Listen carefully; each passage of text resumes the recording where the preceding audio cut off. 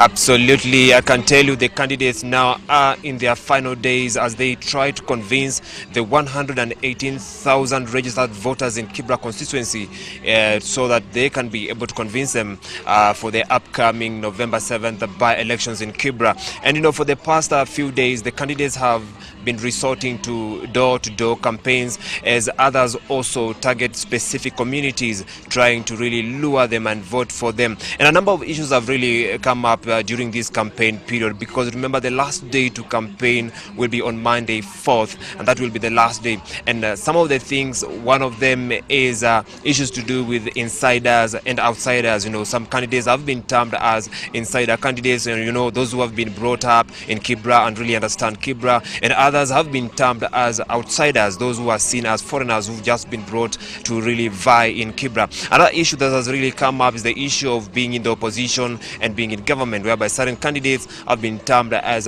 coming from parties that are in the opposition, while others from the party that formed the government, and they've been trying to convince voters whether to elect people who are from opposition parties or that person who is in the party that has formed the government. Another thing that has really come up is the issue of community, because we've seen for the past few days several candidates have been targeting a number of communities living in Kibra. We saw people meeting, a specific community, trying to sell the agenda to them. And this has been happening, and that's a new approach that the candidates are now using to really try and drum up support for themselves. And therefore, this is something that the campaign is still ongoing. And today, basically, the candidates are all over Kibra trying to sell the agenda. And today, we were also able to attend a meeting whereby the ANC candidate Eliud Owalo was meeting with members of the Agikuyu community, whereby he was trying to sell his agenda. And he is with me here basically to try and to talk to him. Owalo, karibu sana. Just tell us how is the campaign so far? So far so good. We are headed for a clear campaign. We have done. We are headed for a clear win. We have done a good campaign, and we believe the people of Kibra will choose the best. What are some of the things, just in a summary, that you really want to change once you are elected the area member of parliament? One, I want to ensure that there is inclusivity in the management of public affairs within the constituency, starting with the CDF. So I will ensure that I restructure the committees of the CDF so that each and every community resident in Kibra feel that they are effectively represented within the ambit and framework of the CDF. Two, I will put in place appropriate policies, systems and operational procedures that would ensure that we have prudent utilization of public funds.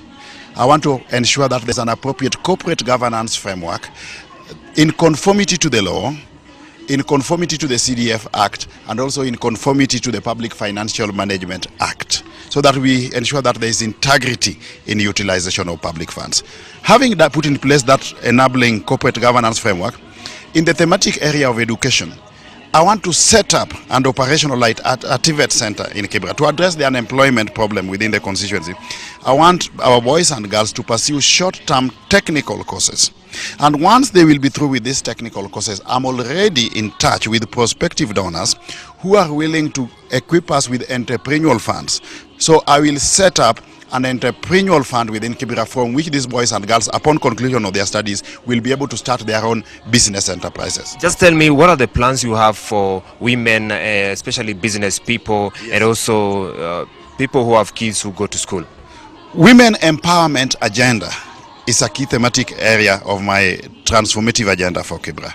And I'll ensure that through the same fund, the women will be able to access loans, do their businesses, and pay back without interest. Now, the last question, they're really pushing me for time. We've seen candidates targeting specific community in their campaign. How significant are these communities in Kibra in the upcoming November 7th by-elections? Personally, I've had an issue-based campaign, and I believe the people of Kibra are going to vote for me based on my transformative agenda for the constituency.